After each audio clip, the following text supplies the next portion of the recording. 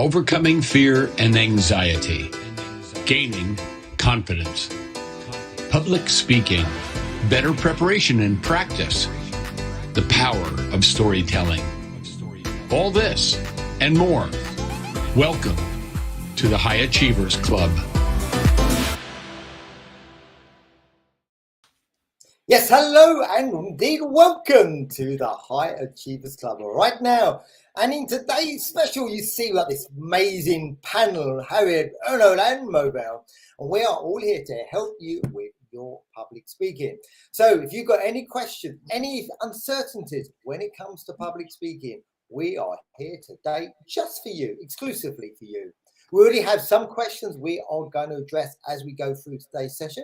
If you've got any more, feel free to add them in the comments below and we will address them live here for you. And if you happen to be catching this on the recording, don't worry, still post questions there. We will reply and help you. So let's get going with a quick intro so you know who are these fabulous, incredible, brilliant, amazing people. Let's go with Harriet, Ernold and then Movell. So Harriet, over to you, my friend. Thank you for the introduction, Andy. Let's all take a moment to receive that.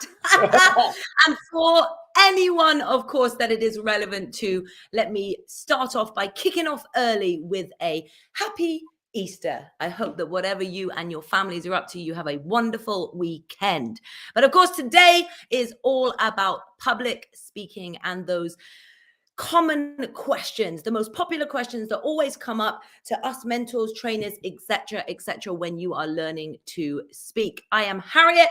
I am a speaker and a speaker trainer and firewalk instructor. And I was actually so blessed to run a beautiful firewalk on Bodmin Moor, which was a first for me this weekend. Beautiful piece of land over in the UK. Why fire walking? As my dad always asked, why on earth would you walk across fire? It is one of the many tools that we use to support you in overcoming fear, stepping into your power, knowing your true potential, and being able to speak up and communicate with confidence. That's it from me. I'm super excited today, but I'm going to throw the mic over to Ernold. Hey, thank you, Harriet. And yes, Firewalk will change your life because I've done it as well. And believe me, it impacted me positively. So yes, absolutely recommended to do that. So I'm Ernold. I'm from Learn Global. I'm based in Manchester. I'm a tech guy. And believe me, tech guys, IT guys, everything that can code, we don't want to go on stage. But I did. I took the opportunity. I got a lot of support and help. And things changed. So because of that, I've been through a journey and I'm going to share that journey, but I'm also going to learn from others. So without further ado, my name is Ernold from Bueren, from Manchester, over to the one and only Movell. Why, thank you. I have not done a firewalk. I wouldn't mind doing one actually, so I might have a chat with you, Harriet, about that. Happy to do one to see how that feels and what it brings me. But I, for my sins, as it were, I'm a diversity and inclusion coach and consultant. Also a strengths-based coach, help people tap into what they're good at, what their strengths are, and how they can use those to improve their productivity and their confidence. And I help organizations to become far more inclusive. Helping them to create sustainable and meaningful change in their organizations. What that means in terms of public speaking is I'm often in corporate spaces speaking about inclusion. Outside of corporate spaces, I will speak about coaching. So I do plenty of public speaking and help other people and coach other people if they want to kind of do some public speaking as well. So that is me, and I'm going to hand over to the wonderful Sharon Shannon. Hey, guys. Hey, as Harry would do. Hello, I am so excited to be with my group, my posse, my squad, yes. And I am Sharon, the Faith Coach, which is a life and business coach. And I train, guide, support, uplift, and encourage faith-based Christian women to level up in their speaking. Yes, I call them eagles. And I train them, coach them to speak confidently on virtual and live stages. I do that through my speaking club, and they're going like this. As you can imagine, that's what eagles do. Yes. So I'm always excited about speaking about what we do well, public speaking and confidence and all of that jazz. Beautifully, all that jazz. So you see, we've got some wonderful people here, experts in their field, to help you today. And by way of introduction, if I'm yet to have that pleasure of meeting you, my name is, of course, as you see below, Andy O'Sullivan. I'm a 5-time best-selling author on books on public speaking, pitching and presenting. And I can do it because I've taken that journey from being too shy, too quiet to ever speak up. Never getting that success because nobody ever heard my voice. And today I love working with people and helping them to uncover their confidence so they too can get their voice heard and start climbing that career ladder and achieving success. So today what we're going to do, we are going to be addressing some of the popular questions that we have been asked, and maybe some of those you've already submitted. While we're doing that, if you get any questions that you would like to have addressed, then just simply put them below. We will either answer them live if we can, or if you're on the replay, we will catch up with you either next week or indeed comment straight away when we see your comment. So let's get going with one of the questions we have already. I hate speaking in front of people. When I have to do it, I make lots of ums and ers. How can I stop? I hate speaking in front of people. When I have to do it, I make lots of ums and ers. How can I stop? What do you think, Harriet?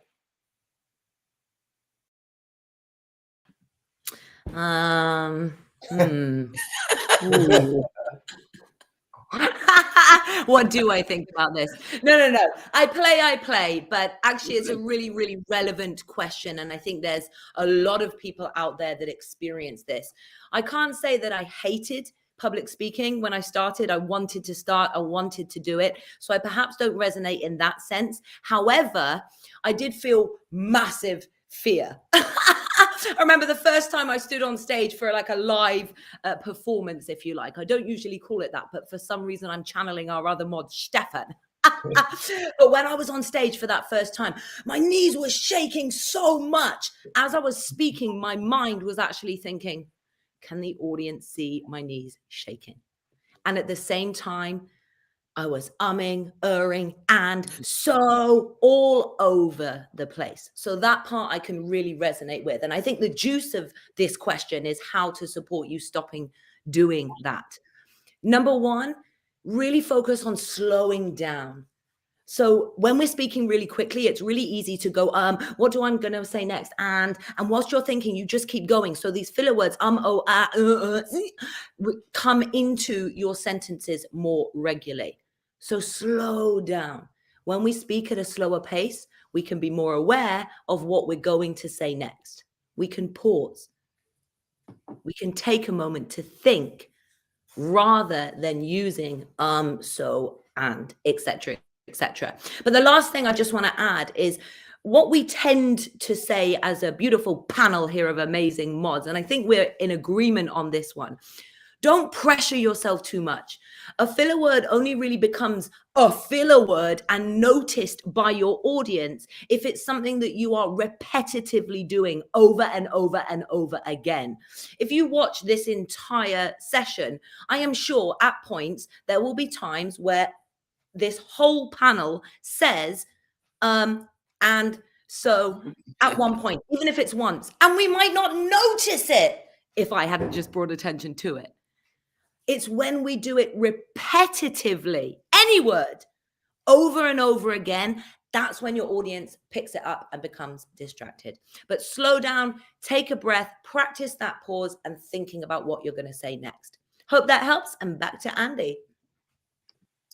Always helps. How you never need to say it, you know it does. And it's so true. When we first do those speak, we do got those trembling knees and all these other things. I don't know. So I've always said I got muscles twitching the back of my legs when I first went up on stage. And I thought I never knew they could twitch. I never felt them before. But so much anxiety had just been built up over the weeks to that moment, and then suddenly it's there, and right then getting those words out under such pressure is a challenge, right? So let's see what else we can offer. Sharon, what are your thoughts? Totally agree, of course, with the worrier. And yes, what I was going to say was pausing as well, because when I heard the question was, how can I stop using whatever filler words? And my immediate response was to stop using filler words. Yes. However, though, the question really is how, is the how in that. And simply, as Harriet said, really just slowing ourselves down. And this is the thing. I think it's mainly mental. And the person is really, sometimes when we are doing that, we're really not thinking about the words. We're thinking about what people are going to say. We're thinking about judgment. That's what sometimes that's what's going on. And instead of uh, uh, paying attention to that, to what may happen if people think, well, Sharon is not speaking that quickly, or she's not speaking that fast.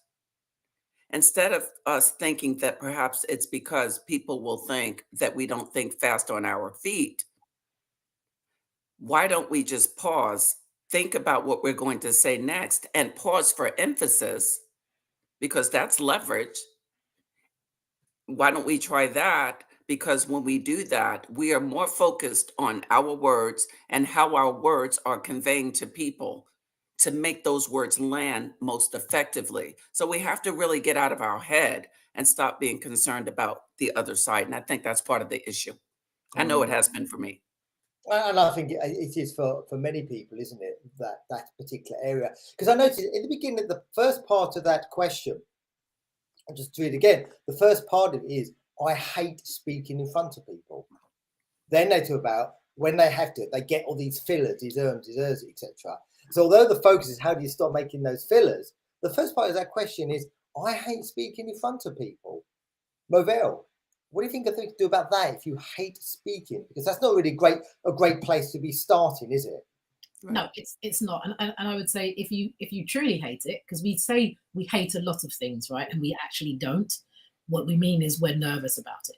But it's the first place to start is if you truly hate it, then just don't do it. Because you're never going to come across as authentic or genuine, and no one's going to believe you when you speak. And for speakers, we need to be believable. So if you really, really hate it, then don't do it. But if you are just replacing the word hate with nervousness, and you just feel nervous around it, practice with friendly groups. So friends and family, speaking about topics that don't actually matter. So you just flex that muscle when you get used to knowing how to speak in public. Do that. Plan your speeches so that you understand your rhythm and your flow and what makes sense and what doesn't, and the order. All of those things help you to feel comfortable, because when we're going to be speaking, we're the authority in what we're speaking about. People actually don't know what we're going to be saying next, so there's no right or wrong. So practice, plan, and where you do use filler words, I would say one thing that's worked for me is where I know that I might kind of stumble over words in a particular area of my speech. Maybe it's a concept that I'm not too familiar with. I would just kind of create little prompts. So I know that where I get stuck, a prompt might be triggered in my head, and then I can use that prompt instead of a filler word. But practice and just do whatever you can to get over that nerves. There's lots of different exercises that you can do. Amy Cuddy's power posing is one that I love. Meditation, some breath work, all kinds of things that can help you in terms of strategies to get over some of those nerves, because you probably don't hate public speaking. You're probably just nervous. Yeah. Back to you, Andy. I think we might hate that moment when we suddenly feel the judgment. But it is, if we start doing the planning and practicing, all that preparation in advance, it just helps us to feel better in that moment. If we think, I hate public speaking, if we hate something, we're not going to want to do it, are we? We kind of put it at the back of our mind. So therefore, we're not planning, we're not practicing, we're not preparing. So therefore, it just makes, when we get to that particular moment, it's now more anxiety. We feel unprepared. Therefore, we might more like to make all those fillers. The pressure's really on us at that particular point. Great shares already. I'm going to go on to the next question, I think, because we've got quite a few little questions to get through. And Ernold, I'm going to come to you. So listen carefully, Ernold. It's coming to you. When taking part in a team presentation on Zoom last week, my mind went blank. It was really humiliating, letting everyone down. What's wrong with me? How can I stop myself doing it again? I'll read that again. When taking part in a team presentation on Zoom last week, my mind went blank. It was really humiliating, letting everyone down. What's wrong with me? How can I stop myself doing it again? Ernold, over to you. Yes. Yeah. Well, no personal judgment, but if I can ask the question, how much time you have spent on your presentation, or let's say to rehearse and all that, I would like to have the answer. People are going to say like, oh yeah, just a week, 2 weeks, a month, and then I'm going to ask the second question: when did you already know that you're going to present your presentation? Preparation is a really, really important thing. There's nothing wrong with the person, nothing wrong with you, whoever's going to ask the question.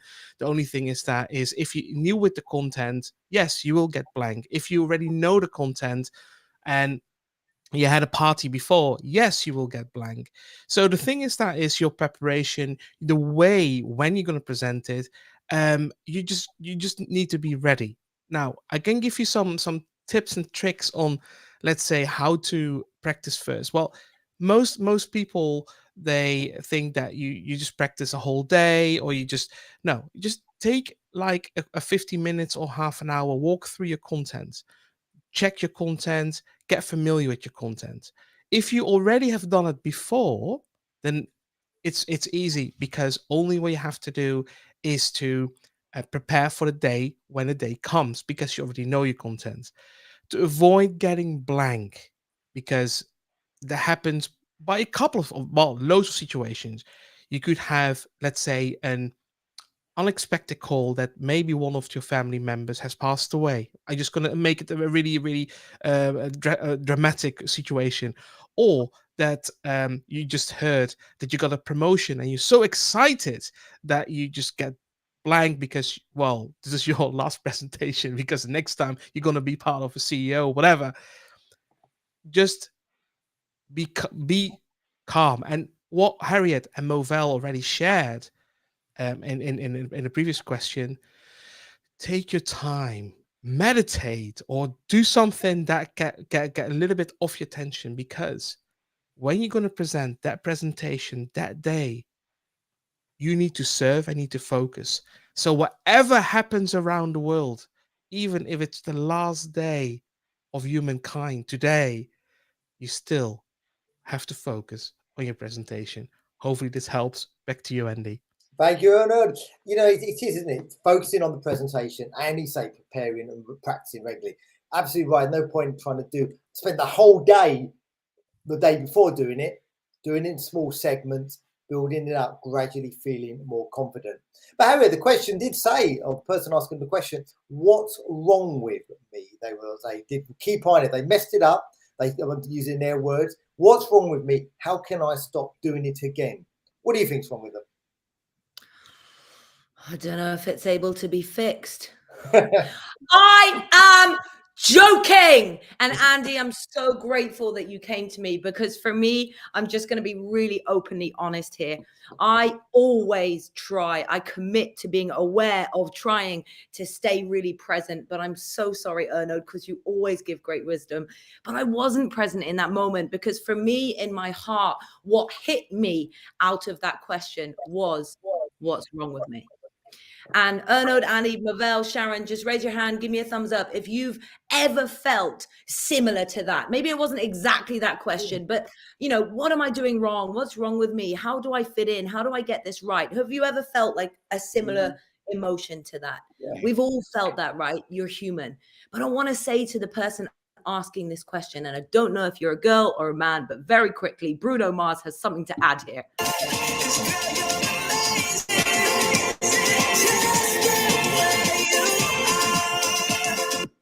As I say? It says, girl, you're amazing. But girl, guy, whoever you are, wherever you are from, you are amazing. Joe Dispenza would say you have a genius within. Les Brown would say that you are hungry and that you have greatness inside of you. I would say that you have a warrior within. Sharon would say that you are an eagle. There is absolutely nothing wrong with you.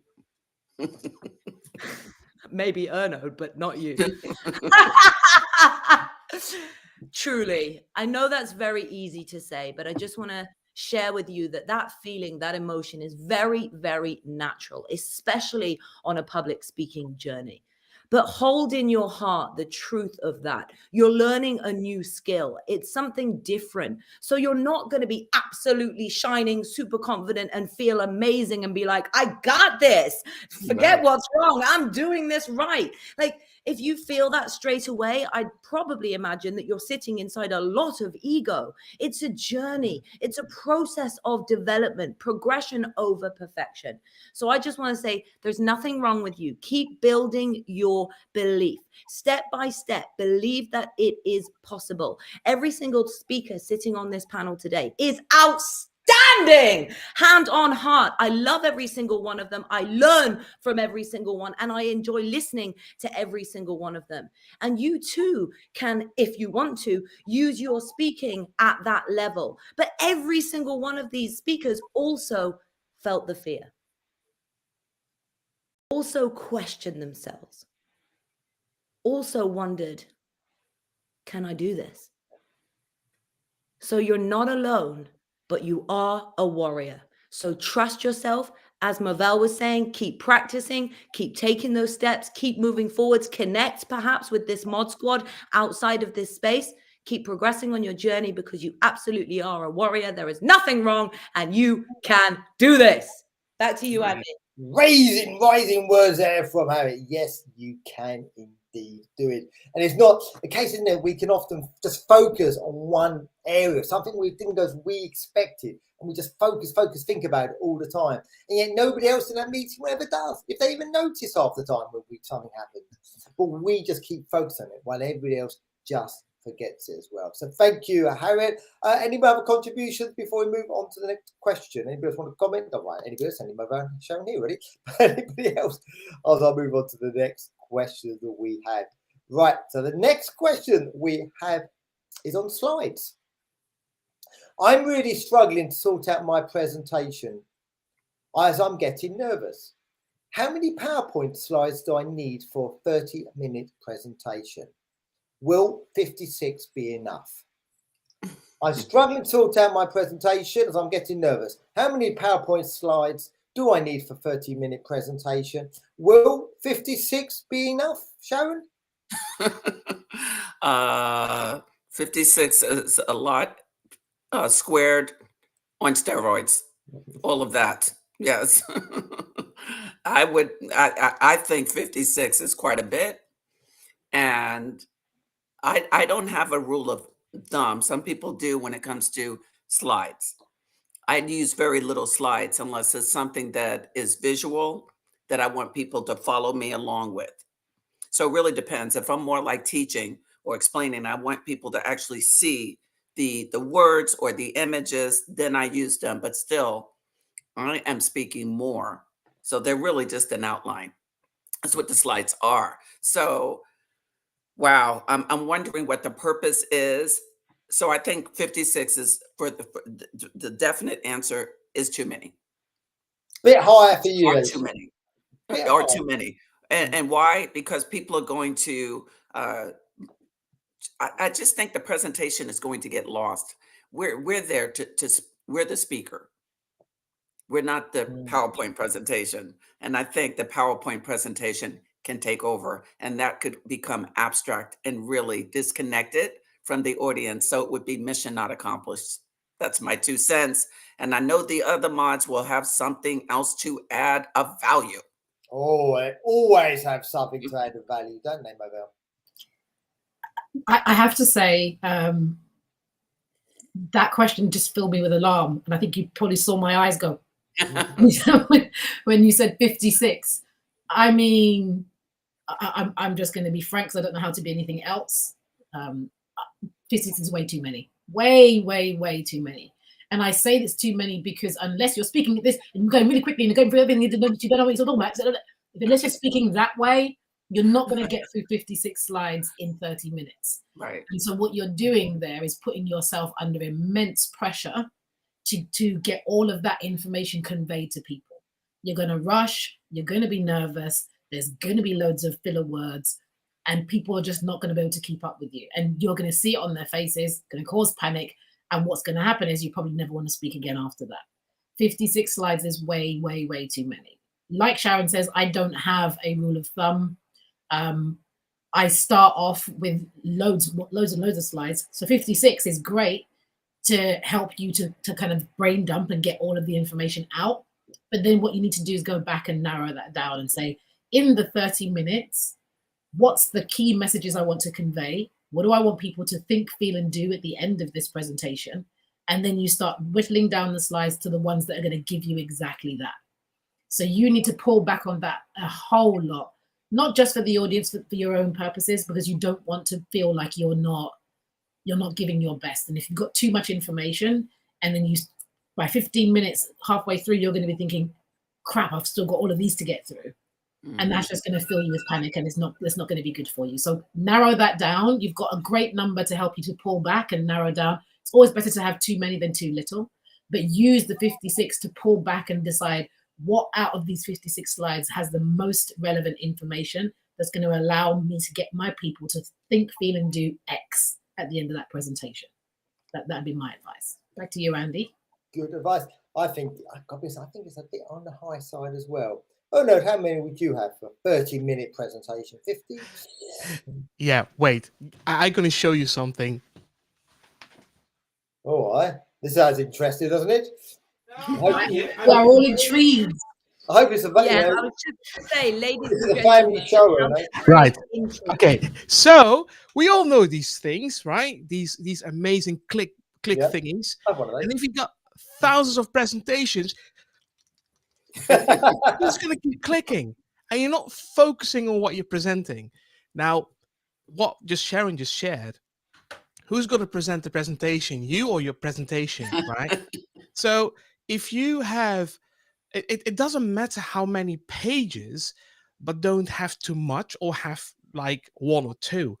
The most important thing is that what is your message? What would you like to teach, to serve, whatever you do, instead of bringing yourself in a lot of stress by, I need to press the button. Because if you forget that, this is fun, because if you got so many sheets, people are going to focus on all the presentations, but they don't hear what you try to share. So I want to say, do not worry about the amount, but just think about what you would like to present and what you would like to share and how you want to serve your audience. Use a little bit of graphics instead of a lot of text, but try to keep the eyeballs on you and use your presentation as a reference. So if, for example, your 60 sheets, let's say the first 10 works perfectly, but then your battery died. Sorry, I love Harriet's energy. It just brings over to me. Well, yeah. So if you and then you have another 50 sheets you can't show, and that will take everybody's attention away. So do not worry about the amount, but just focus on what you would like to present. Over to you, Andy. Thanks, Ernold. I think the key point is what they are. They're called visual aids. They're aids to help you, aren't they? To get that message over there, to help the audience with their understanding. They're not. When I would suspect at 56, it's a script. It's going to be for you as the presenter with loads of text and notes to keep you on track, rather than being focused on how does that point really add value to the audience? How does it help the audience with their understanding? So I would definitely say 56 slides in 30 minutes, one every 30 seconds or so is just far too many. So really justify why that slide is there. What is its purpose? How does it help that point, that message? And if it's a script, then it definitely should come off, because people just quite frankly get bored. I've had those presentations. You sit there and think, why didn't they just email this script to me? I could have read it. I didn't need to stand here or sit here and have people reading line after line after line off a slide to me. So really justify why each slide should be there. So in summary, yes, I think 56 is far too many for everybody. Definitely would be for me. Let's go on to another question because we have quite a few to get. Well, next question is this. How do you think and respond fast when getting questions thrown at you by lots of people, such as in interviews or in the Q&A part of my presentations? How do you think and respond fast when getting questions thrown at you by lots of people, such as in interviews and in the question part of my presentations? How do you respond, Movell? I respond by saying, who says you have to think quickly? If you're running a presentation and you're doing the Q&A, you control that, right? So you don't have to have tons of questions thrown at you. You choose which questions to take. You say to somebody, we're going to have 5 questions, depending on how much time you've left at the end. You may have 5 questions, 4 questions, 1 question. But you take the pace of that question. So you ask the question and then you say, okay, great, I'm going to answer that question. And you take your time and you think about it. The thing is, if you're presenting on a topic that you know well, you'll find that every question you can answer. And if there's a question you can't answer, you just say, I don't actually have the answer to that question right now. I'll go and find out for you. I think that trying to scramble to find an answer to a question when you don't know it will show. People will know that you're kind of clutching at straws. So just take your time. There's no law that says you have to answer questions quickly. Some people think quicker than others. I speak quickly because I think quickly, but that doesn't mean that I'm any better than someone who speaks slowly. There's nothing wrong with thinking slowly, speaking slowly, and taking questions at your own pace. So I would say, don't be intimidated by people asking questions quickly. You control that because you are the speaker. You control the pace. And so take your time. That would be my advice. Back to you, Andy. Thank you, Movell. So Movell takes her time or suggests taking the time. Ernold, what would be your thoughts on thinking and responding fast? Run away as fast as you can. Now, if it comes to questions, let's say I've had it a couple of times, so I'm not really experiencing that, but I can tell you that always get familiar with what you try to present. So if you have, let's say, and coming back to your preparation, so if you had a presentation about a new product, and you only used a couple of days just to prepare your presentation, but then not prepared for the questions, you're going to get stuck. So it's always a good thing to get familiar with your content, and of course with the things you want to share. As an expert, if people are going to ask you questions, and let's say this is another thing, don't try to find the answers. Okay, so if you can't, let's say if you got bombarded with questions and there are questions that you can't, let's say, answer, don't try to answer. Just to be totally honest, because otherwise you're going to stay another 5 hours on that stage. So just the other thing, just get familiar. As an expert, we all human. We know a lot, but we can also, we're also learning a lot. So handle the questions as honest as possible by telling you know or you don't know. And the other thing is that get familiar with your content. So if something is new, if you're not familiar with whatever product, whatever you're going to do, get familiar with that, so that at least if you're on stage, that you're not going to, and we're going to fall a little bit back on the presentation, that you're just going to read all your slides, and then when people have any questions, that you're going to say like, oh, I thought I just shared it on page 6 somewhere. Can somebody just turn the pages back to... No, that's unprofessional. So try to be honest. Don't worry about all these questions. And one hint, if you got a moderator in the house, tell him to maximize the questions so that he can tell the audience we've only time for 5 questions or for 3. Or sometimes you can cheat a little bit by already knowing the people asking you the questions, and you prepare the questions. Back to you, Andy. Oh, lots of different tips and strategies that we can use in that answer. Thank you, Ernold. So maybe a question then put to it, when it comes to Q&A, taking questions in, say, presentations, is it generally, you think, better to take them at the end and make them right at the end, or maybe take them as you're going through the presentation? What would be your preference, Sharon? It depends. It really does. It depends on the audience. It depends on the content. It depends on how you want to flow. Sometimes it's best to take them at the end. It really just, what is the objective of your speaking? And sometimes the questions in the middle can be distracting and really take away from the message, because depending on the question would determine the answer. And sometimes that can take really a long time, or the question could be so off target that people can get really lost in the sauce. So the fast answer is that it really depends. It depends. From Sharon. Harriet, what's your preference? Any thoughts? Yeah, really similar to Sharon. I was just thinking when you first asked it, I tend to do a lot of longer events. So 1 day, 3 day, 5 day, in which case always I'm going to take questions as and when they come up. I've got time on my side. So in the moment, I think questions can be so powerful because they take general information and make it more personalized and more specific.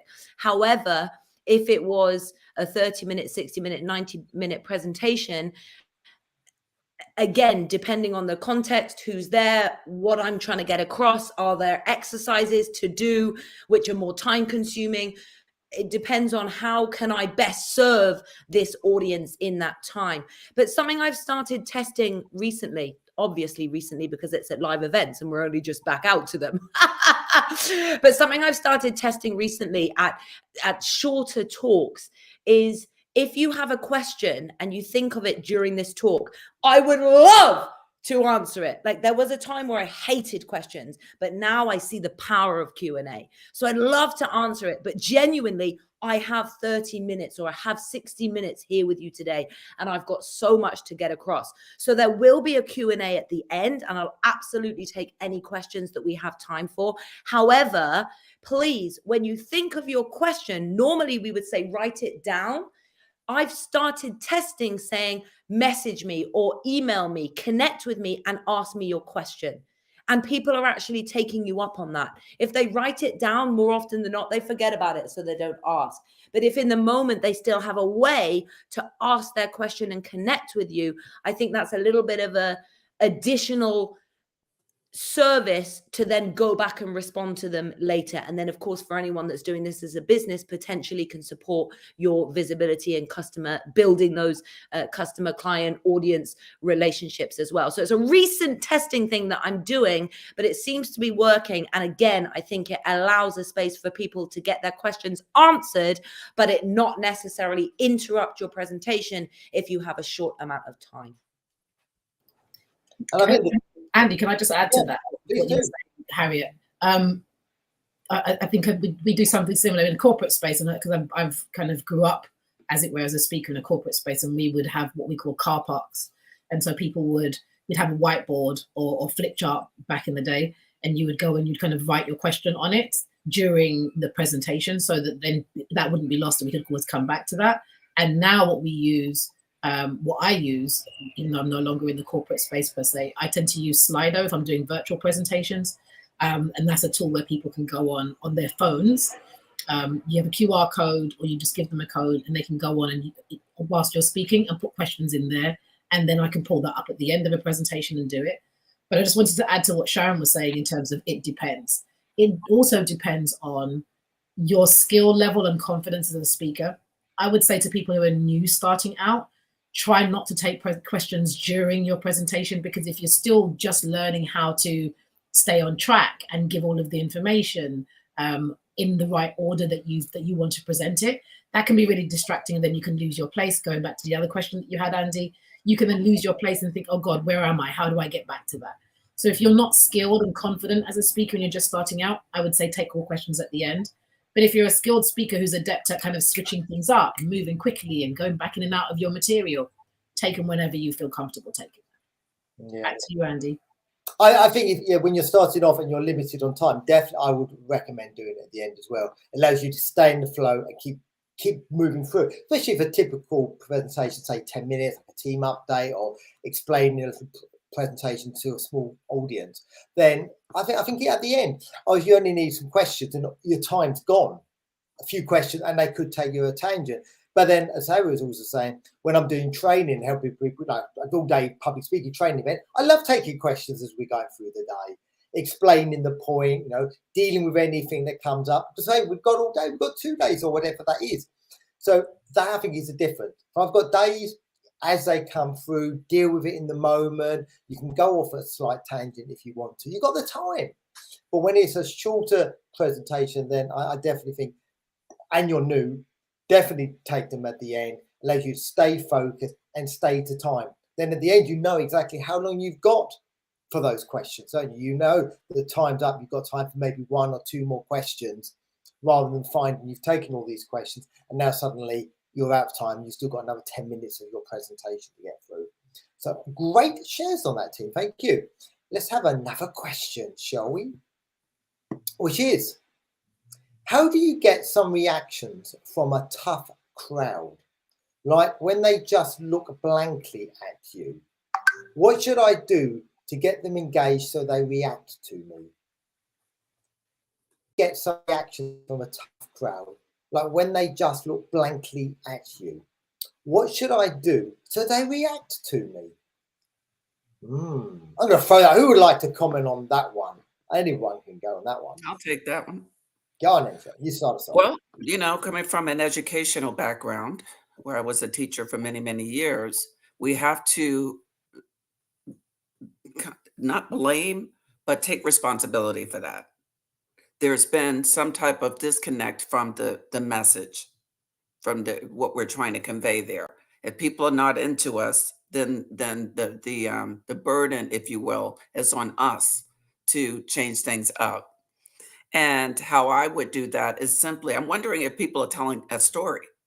Because if you're telling the right story, or any story that can bring people back or even bring them in, ask them a question, have some type of poll, or tell them to do something, go out and do something on their phone. People love that.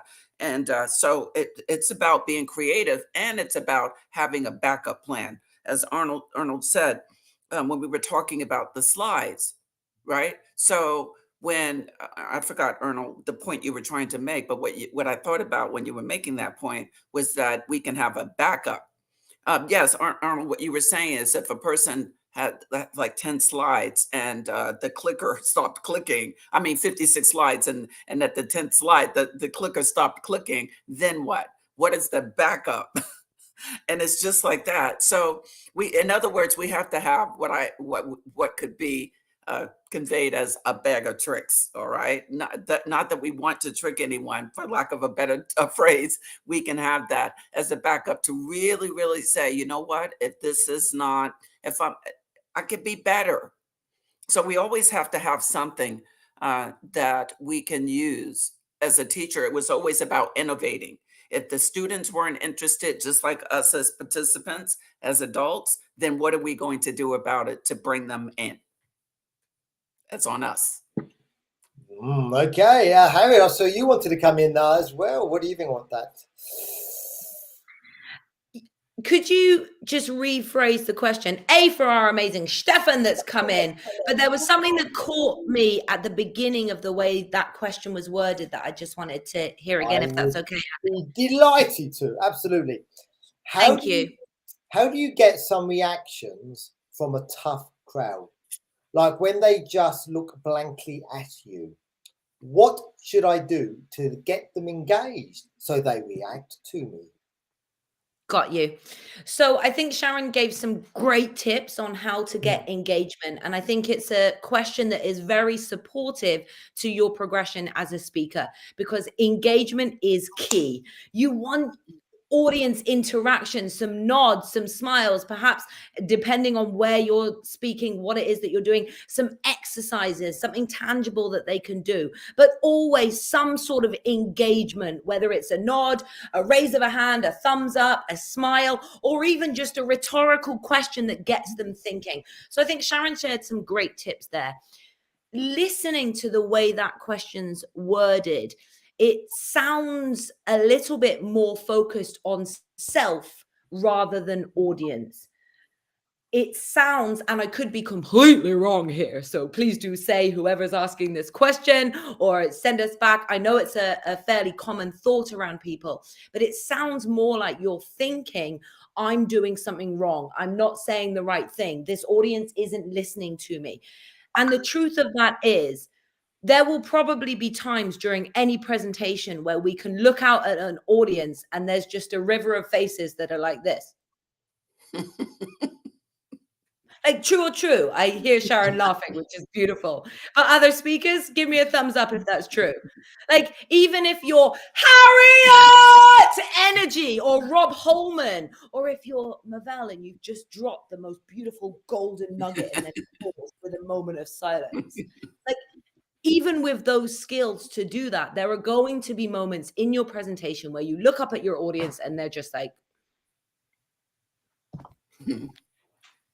like, it just happens, right? Whether they're thinking about emails, responsibility, or simply wondering whether or not a zebra has stripes, people's attention are going to shift. So there's ways that you can engage your audience. But what I would honestly say is focus on how you are helping them.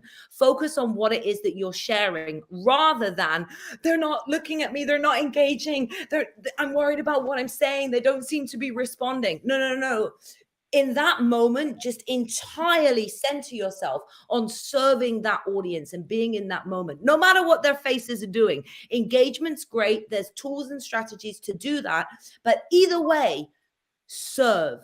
And I just very quickly want to add a share here that I was blessed to go to India to run a speaking event. And I'd never been there before. I didn't really know a lot about the culture. And the very first morning, it was a 3-day event. The very first morning that I walked out onto the stage, I looked out to the audience. I started speaking, and the majority of the audience did this. And for a moment on stage, I was like, what am I saying that's so wrong? Like, why are they shaking their heads at me? And this is another important point for anyone that's speaking, especially if it's online in different cultures, different spaces, if you're traveling to speak in different areas. Actually, that was just a really common movement. I've got beautiful friends that I went and spoke to and asked, and that's just a very natural way of Indian individuals. For an English woman going over there, I thought it was a shake of the head, which means no. But actually, they were just listening. They were engaged with what I was saying. What's the point of this story? You don't know, as a speaker, what is going through your audience's mind. So don't think about that preconceived story on what they're thinking about you. Deliver everything that you've got with so much passion, so much energy, and tools of engagement, no matter what their faces are doing. Hope that helps. Back to you, Andy. But isn't that often the case? What we can do as speakers is be focused on us. What are they thinking of me? Not what we don't know what's going on in their mind. Absolutely right. What they're thinking, what that text message is, what's happening. And it is not being worried about what they're thinking. They're not smiling. They're not, it's me. It's about me. Stefan, welcome. Glad you could join us. What would your thoughts, Stefan, on this? Well, I mean, first of all, to Harriet's story, I had a very similar experience in Tokyo. I had a presentation at the Nikon headquarters, and they all were going like this. I'm like, after 20 seconds, I'm like, oh my God, I got this. Yeah. Look at all those high-ranked super gurus sitting here, like, look, how can I, within 20 seconds, have them all on board? And then you become a little bit leisure and full of yourself and think, oh my God, I got it. And then at the end of the presentation, there was one word. It was no. And I was like, what? What?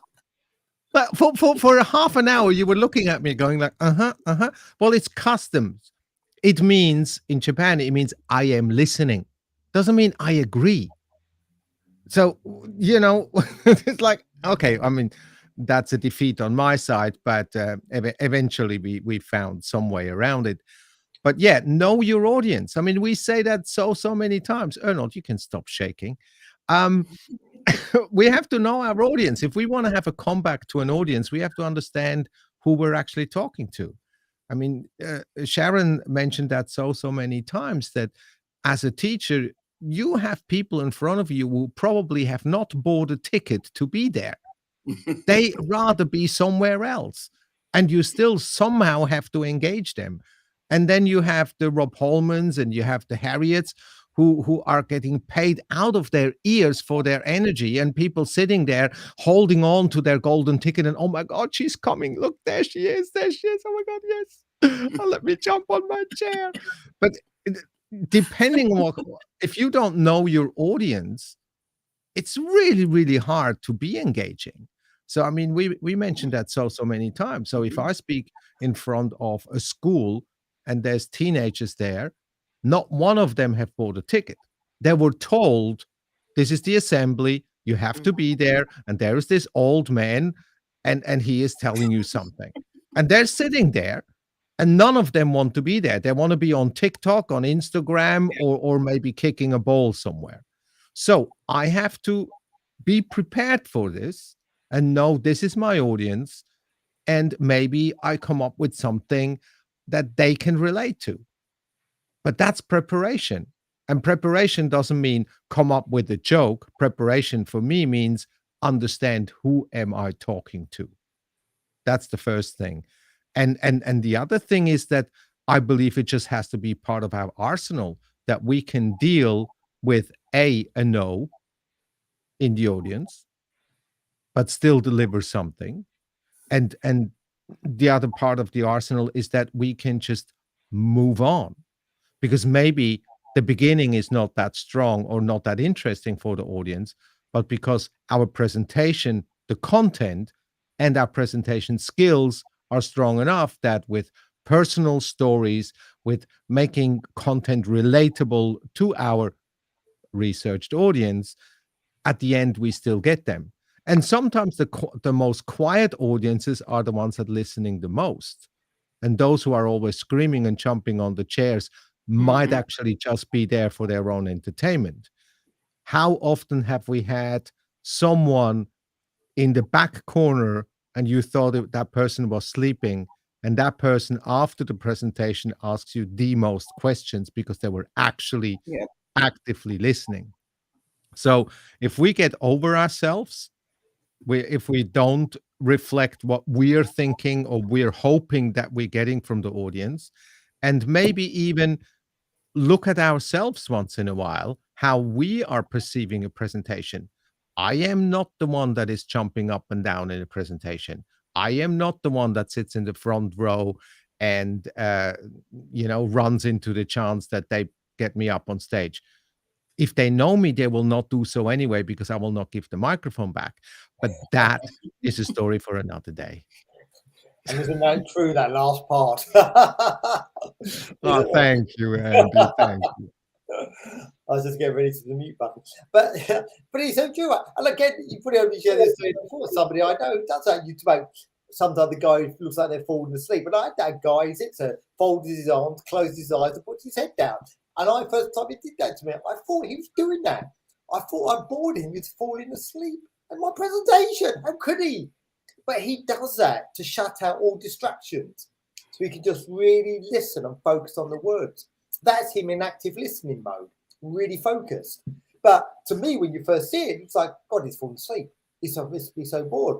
That's how we could often reflect and direct our insecurities and our worries when we see things going on around us. Oh no, won't leave you out on this one for any thoughts you have on engaging, maybe from your corporate perspective.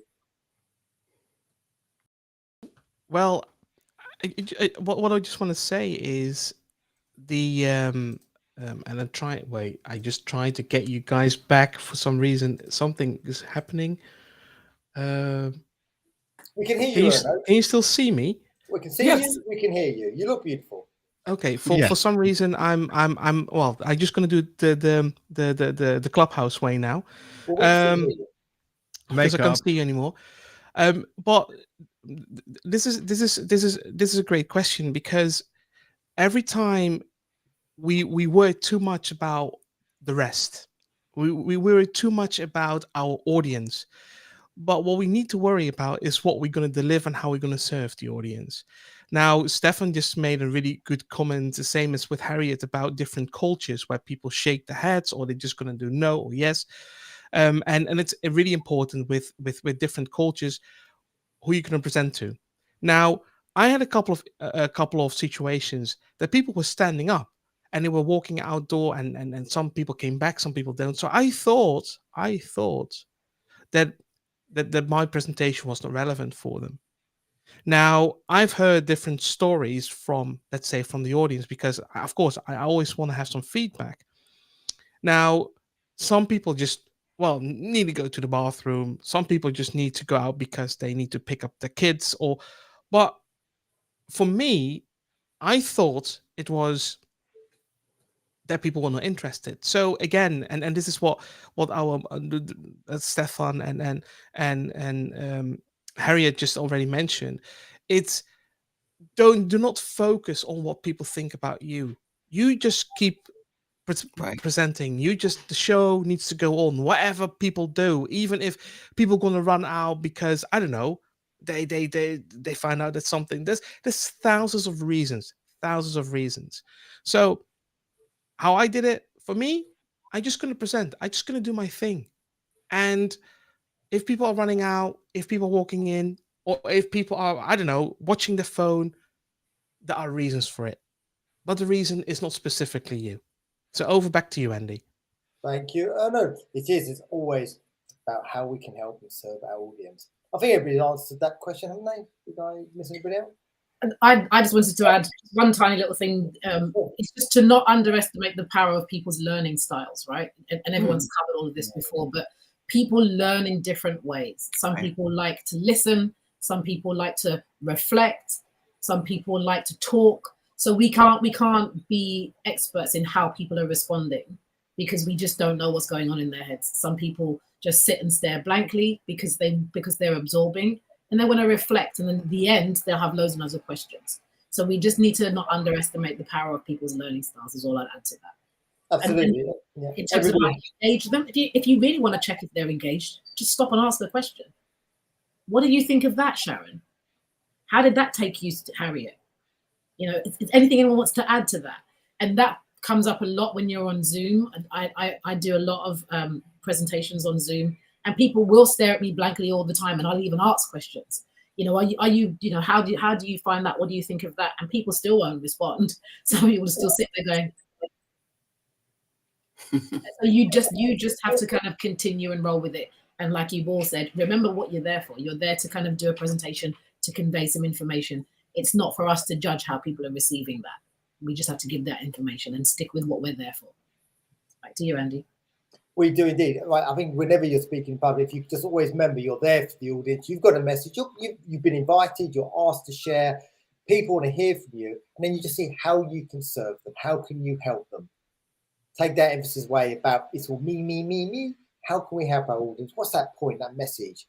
And just by focusing on them, just relieves the anxiety and helps you then to craft that presentation that's going to help people. Wonderful, all these wonderful gems that we've been sharing over the last hour. So as we come up to the hour, let's go around. We're going to get all our amazing experts to share a top tip with you as we do so. Probably for around 20 seconds or so, Stefan. If you could do that, that'd be appreciated. And it might be a bit of a challenge, but let's aim for it anyway. What the heck? Let's try a 20-second one. I don't know. We'll push him on it, shall we? So we do that. We go around. We've got to go with Stefan first of all, I think. So we make sure we do finish kind of before the hour kind of goes. Stefan, Sharon, Movell, Ernold, and then Harriet, a kind of top tip on public speaking. While they're doing that, please do check out their profiles and you'll see how they can support and help you. Stefan, over to you, my friend. Well, I remember the time. It was in 1712. Tell stories. Make it personal, even if you start as an old man like me. Done. Oh, 3 seconds. Ernold. Wow, that was a record. He smashed it. Wow. Well done, Stefan. World record. Go, Can I ask a quick question? Harriet. Now you have to beat that. Now I'm you had a problem now. No, I feel that we all will, but just really quickly, I felt like I was in school for a moment, raising hand. But Stefan, I want to ask you honestly, did you wrap that up in 20 seconds? Or was that a beautiful example of a speaker seeing a timer and rocking their finish? Honest answer. Manipulation. All right. So, the explanation to my statement will take longer than the statement itself. Still 20 seconds. This is like a badly told joke that you afterwards have to explain because nobody got it because you delivered it so terribly. No, my statement was very simple, and I made it as an example. I honestly believe that if you want to be a good public speaker that people listen to, you just have to make it personal. Tell personal stories and make and start building in characters. I can go on and on and on, but when I am talking about an old man, but tell stories, make it personal, and don't be afraid to be a goofball. And that did take double the time of the original tip to explain the tip. Anyway,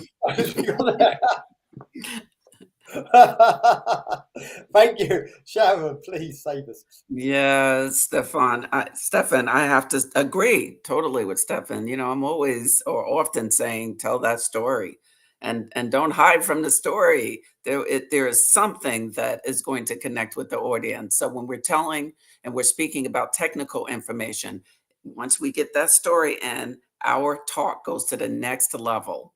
Tell your story. There's glory in the story. Movell. Glory in the story. I love it. I'm just going to follow on from that by saying, do you, because there's only one you, and you can only do things in an authentic way that people believe, and then you can help them because they're listening to you and they came for you, right? If someone comes to see me speak, they're not expecting Harriet. They're not expecting me to, but they're going to like, what's wrong with her? That's not what is happening. Who gave Movell drugs? So be you. That's it. Do you, be you. Over to you, Ernold. Yes. Well, 20 seconds. Well, because Stefan have saved some times, now I can speak for a longer for longer. So no, I just want to say, speak up. Don't wait. Start yesterday. I keep saying this because it will change your life. Public speaking is not just a skill that you have to practice. It will change your life forever. So don't wait until you're ready. Start yesterday because you are ready today. Over to you, Harriet. I was so in the moment. Yes, I wanted to say something similar to Movell, and I think it works saying a similar point, but in a different way. Trust yourself to be yourself. Pause. I'll take responsibility for Stefan's second answer. I asked the question, I put it out there. But back to that point, every single speaker on this panel and out there in the big, bad, beautiful world is different. So trust yourself to be yourself. The more you show up as you, the more the audience will resonate and give themselves to you in a listening and engagement capacity. Be yourself. Over to you, Andy, and thank you for another amazing room with this awesome mod squad. And they are an amazing panel. So thank you to Harriet, Ernold, Movell, Sharon, and Stefan for joining us and sharing all those top tips as well. While you're safe for watching us on the replay, feel free to comment below. We will address your question as well next week or even during the week as we're going through. Always here, happy to support you. So do check out their profiles as we go through and as we closing off today's room. So we are going to be back next Thursday, exactly at the same time. I look forward to seeing you then. Otherwise, enjoy the rest of your week and your amazing weekend. Goodbye to you and everyone on our panel. Take care. Happy Easter, everybody! Happy Easter. Bye-bye. Yeah, happy Easter. What? Don't eat